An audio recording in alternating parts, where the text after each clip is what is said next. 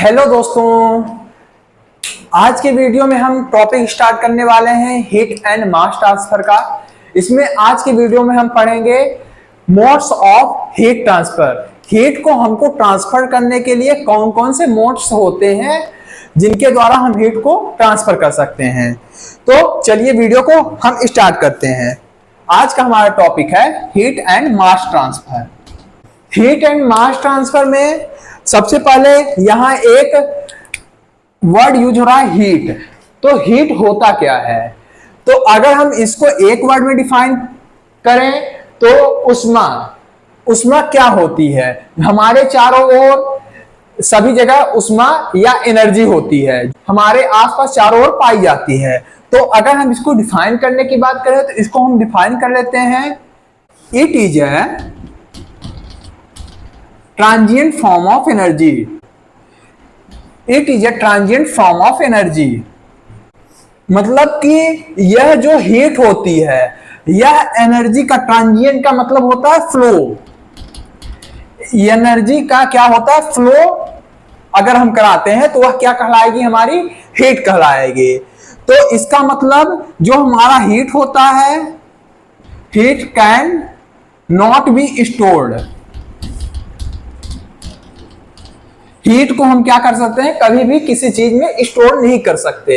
यह हमेशा क्या करती है? फ्लो ही करती रहती है। हीटअप करे तो जो हमारी हीट होती है उसको हम कहते हैं heat can not be store, it is a transient form of energy. यह एनर्जी के संचरित होने का या फ्लो होने का एक रूप है। आइए हम बात करते हैं कि अगर हम हीट की इकाई की बात करें तो इसकी जो एसआई यूनिट होती है हीट की वह जूल होती है, और जो सीजीएस यूनिट होती है उसको हम अर्ग बोलते हैं। तो हीट की ये डेफिनेशन हो गई और इसकी है एसआई यूनिट और सीजीएस यूनिट होती है। अब इसके बाद हम बात करेंगे कि मोड्स ऑफ हीट ट्रांसफर। चलिए बच्चों, अब हम बात करते हैं मोड्स ऑफ हीट ट्रांसफर कि हमारी जो हीट होती है वह किस किस के द्वारा उसका ट्रांसफर होता है।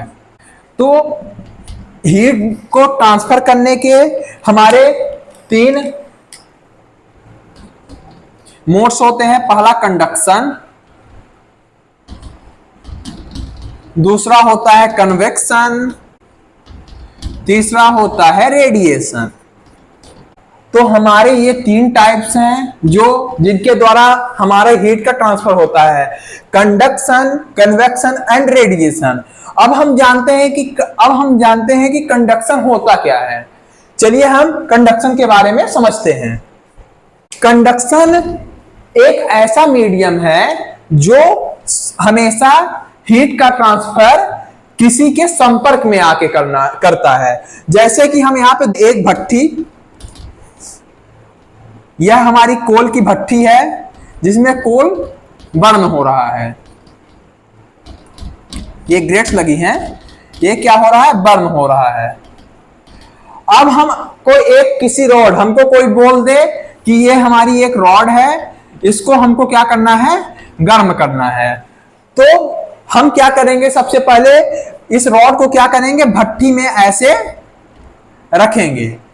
ये हमारी रॉड है, भट्टी में हम ऐसे रॉड को रखेंगे। तो आप देखते क्या है कि इसमें जो हीट का ट्रांसफर होगा यह कंडक्शन के थ्रू होगा। और कैसे होगा? देखिए, जैसे ही इसमें हमने हीट दिया, जो हमारी ये कोल बर्न हो रही है, तो इसके इनिशियल, यह हमारा क्या होगा? इनिशियल पॉइंट हो गया और यह हो गया फाइनल पॉइंट। तो इसमें जो हीट का ट्रांसफर होता है तो यह इसको क्या करेगा? हीट देके, हीटअप करके इनिशियल जो सिरे हैं उसको क्या करेगा? गर्म करेगा। गर्म करने के बाद इसमें जो इलेक्ट्रॉन हो गया, यह हमारा इनिशियल हो गया और यह हो गया फाइनल। तो इसमें जो इलेक्ट्रॉन उपस्थित होंगे, इलेक्ट्रॉन क्या करने लगेंगे? हीटअप पाके एक्साइटेड स्टेट में जाएंगे। आपने पढ़ा होगा कि अगर किसी भी इलेक्ट्रॉन को हम एनर्जी प्रोवाइड करते हैं, एनर्जी इसको देते हैं, तो यह अपने से उच्च कक्षा में जाते हैं, और एनर्जी हम इनसे डिक्रीज कर देते हैं तो पुनः अपनी कक्षा में वापस आ जाते हैं। तो इसी प्रिंसिपल पे जो इसमें हमारा इलेक्ट्रॉन उपस्थित होगा, इलेक्ट्रॉन क्या करेगा, एक्साइटेड स्टेट में जाने की कोशिश करेगा और वह क्या करेगा, कंपन करने लगेगा अपने स्थान पे, क्योंकि अब वह एक्साइटेड स्टेट में जाने की कोशिश कर रहा है, लेकिन यह सॉलिड है, हमारा जो छड़ है वो सॉलिड है, तो आगे इलेक्ट्रॉन को मोशन नहीं करने दे रहे हैं, तो इलेक्ट्रॉन क्या करेगा, अपने स्थान पे ऐसे वाइब्रेट करने लगेगा। तो जैसे ही इलेक्ट्रॉन वाइब्रेट करेगा तो जो उसकी एनर्जी होगी, इलेक्ट्रॉन की जो एनर्जी होगी, वह अपने आगे वाले इलेक्ट्रॉन को एनर्जी क्या कर देगा, ट्रांसमिट कर देगा या दे देगा। तो जैसे ही इसको इलेक्ट्रॉन एनर्जी दिया तो यह हीट अप हो जाएगा। फिर एक इलेक्ट्रॉन की सीमा होगी कि जिससे ज्यादा वह एनर्जी नहीं एब्जॉर्ब कर सकती, तो इलेक्ट्रॉन जब तक एनर्जी एब्जॉर्ब करेगा तब तक करेगा, उसके बाद जब ज्यादा हीट हम उसको देंगे तो वह आगे ट्रांसमिट कर देगा। जैसे ही ट्रांसमिट करेगा उसी तरह अगला इलेक्ट्रॉन जो होगा वो भी अपना एब्जॉर्ब करेगा, जिससे वह छड़ का यह सिरा गर्म हो जाएगा पूरा, और जब यह एब्जॉर्ब कर लेगा हीट और यह नहीं संभाल पाएगा हीट, हमारे पास आप हमको हीट दे रहे हैं, एक ऐसी स्टेट आएगी जितना हम हीट नहीं ले पाएंगे, तो हम क्या करेंगे, इसको आगे इलेक्ट्रॉन जो ठंडा इलेक्ट्रॉन है उसको हम आगे ट्रांसमिट करेंगे। इसी प्रकार यह इससे इसी प्रकार इलेक्ट्रॉन जो होते हैं एक दूसरे को हीट दे दे के फाइनल तक हमारा हीट पहुंचा देते हैं। तो सीधे इसमें क्या हो रहा है, सीधे संपर्क में हो रहा है, इलेक्ट्रॉनों के संपर्क में सीधे अगर एनर्जी का ट्रांसमिट हो रहा है तो हम इसको क्या बोलेंगे, कंडक्शन। तो अगर हमको कंडक्शन का आपने समझ गया, अगर हमको कंडक्शन को कोई डेफिनेशन पूछ ले तो क्या बोलेंगे, ऐसा मोड, हीट ट्रांसफर का ऐसा मोड जिसमें हम किसी को हीट संपर्क में लाके हीट अप करते हैं, तो वो ऐसा मोड को हम क्या कहते हैं, ऐसे मोड को कंडक्शन कहते हैं। अधिकतर यह जो कंडक्शन होता है सॉलिड में होता है, सॉलिड मटेरियल्स में हीट ट्रांसफर करने के लिए उपयोग में किया जाता है। बच्चों आप समझ गए होंगे। अब हम अगला समझाते हैं कन्वेक्शन। अब सेकंड हमारा है हीट ट्रांसफर का सेकंड मोड क्या है, कन्वेक्शन।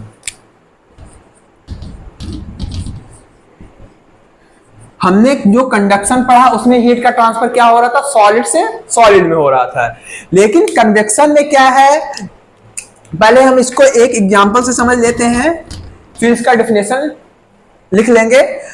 तो ऐसा हीट ट्रांसफर, ऐसा मोड जो हीट ट्रांसफर करने का जो किसी सरफेस से,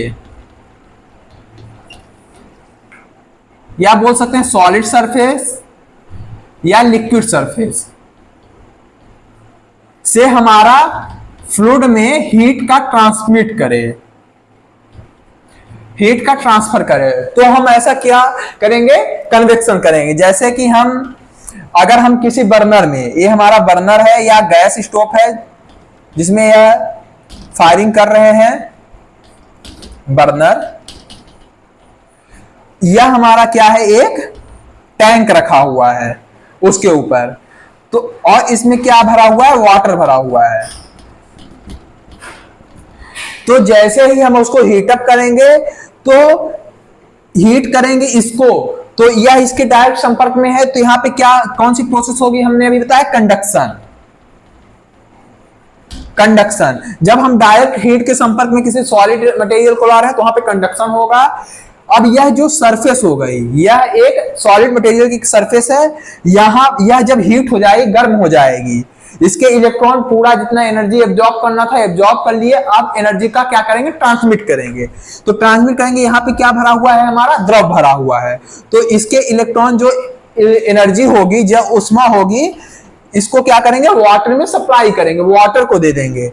तो वाटर, तो यहाँ पे जो वाटर भरा रहेगा तो वह क्या हो जाएगा, नीचे का सबसे पहले वाटर गर्म हो जाएगा। गर्म होने से आपने पढ़ा है कि जो वाटर, अगर हम वाटर को गर्म कर देते हैं तो उसकी डेंसिटी क्या हो जाती है, कम हो जाती है, या वह क्या हो जाते हैं, विरल हो जाते हैं। तो जब यह डेंसिटी कम हो जाएगी तो ये वाटर क्या करेंगे, उठ के ऊपर चले जाएंगे, ठीक, यह वाटर उठ के ऊपर चले जाएंगे और जो सघन, जो ऊपर का वाटर है वो तो अभी ठंडा है, वह नीचे आ जाएगा। इसी प्रकार जब वह गर्म होगा तो वह ऊपर चला जाएगा, उसके बीच का वाटर जो होगा, और यह आपस में वाटर एक दूसरे को मिक्सिंग करते रहेंगे, मिक्स होते रहेंगे। तो इस तरह जो एनर्जी का ट्रांसफर होता है या ट्रांसमिट होता है एनर्जी का, उसे हम कौन सी प्रक्रिया बोलते हैं? कन्वेक्शन। यह कौन सी प्रक्रिया है? कन्वेक्शन। ठीक, अगर हम इसके डेफिनेशन की बात करें कन्वेक्शन की, तो अगर कन्वेक्शन के इसको हम लिख सकते हैं is the transfer of heat with in a fluid by mixing of one portion of fluid with another. Is the transfer, यह ट्रांसफर कर रहा है ऑफ हीट को with in a fluid by mixing, और यह क्या कर रहा है? फ्लूइड एक दूसरे में, क्योंकि यह जब विरल ऊपर जाएगा, सघन नीचे आएगा, तो इससे क्या होगा? फ्लूइड की मिक्सिंग होगी, और उससे भी one portion of fluid with another, एक दूसरे से क्या कर रहे हैं? हीट का एक्सचेंज भी कर रहे हैं। तो इस तरह जो हीट का ट्रांसफर होता है वह कन्वेक्शन कहलाता है। अब तीसरा हम बात करते हैं रेडिएशन। थर्ड हमारा टॉपिक है रेडिएशन। जब हमारा हीट का ट्रांसफर, इसको पहले हम एग्जांपल से समझ लेते हैं। जब हमारा हीट का ट्रांसफर, जैसे हमारा यहाँ पे सन है, ठीक, सन में जानते ही हैं कि बहुत ज्यादा एनर्जी है, यह हमारा सन है, और यहाँ पे कोई एक, बात करते हैं, कोई एक लड़का बैठा हुआ है, विंटर का सीजन है, क्या कर रहा है? हीट को जनरेट कर रहा है, ठीक, यह एनर्जी प्रोड्यूस कर रहा है।